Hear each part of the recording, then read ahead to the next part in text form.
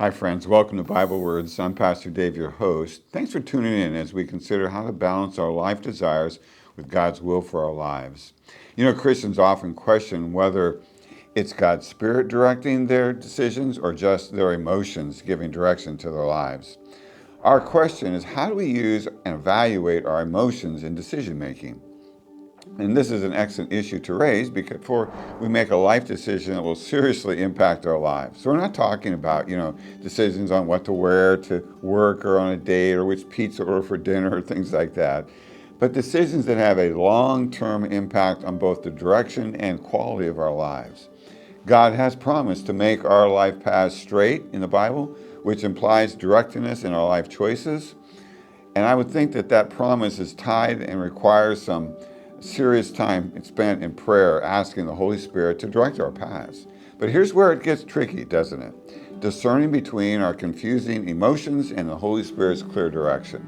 I think David's words in Psalm 37, though, will help us clarify our answer as we read over David's words. Consider the different emotions David cautions us about trusting in. He writes, "Do not fret because of evildoers.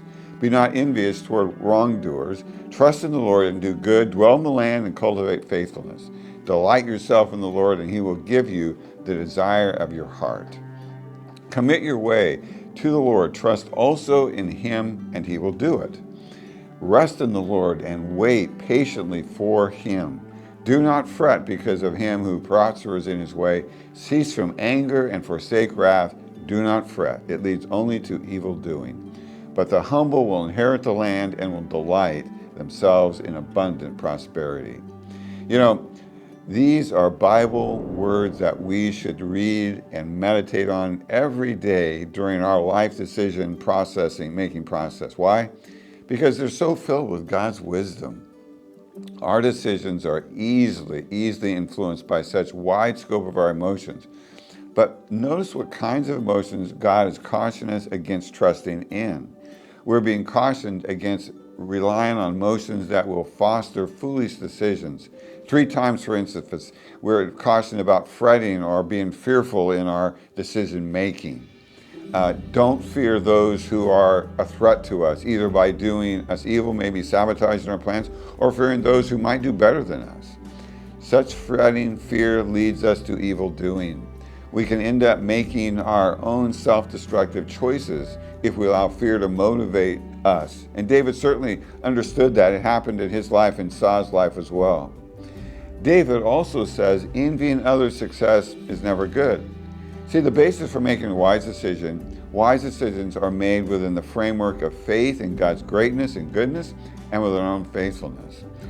Our faithfulness in our present roles and responsibilities. If we're serious about wanting God's direction, then our faith relationship with him has to be the priority of our lives. Are we delighting ourselves in our faith connection to him? God gives us the delight of our heart, he says. He gives us himself. He will give us a peace of heart in the path that he is directing us to. David says that this is not a decision, though, that's made in haste. Resting in the Lord, waiting patiently for his direction. Direction to our hearts and minds is a faith choice that reflects we really do trust in God's wisdom in directing our lives. So anger and wrath are never emotions that will help us make wise decisions. Neither fear nor frustration are from God. What we're told is that humility of mind, reflecting a confidence in God's goodness, this is what puts us on a life path that leads to the delight of abundant prosperity. So pray, seeking God's wisdom, evaluate, eliminate emotions that are based in either fear or frustration, and allow the Holy Spirit time that's needed to shape you personally before sending you on a path into the next season of your life.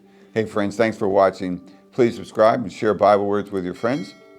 And you know what? Let me know if you have further questions about God's direction and following his will. We'll see you next week.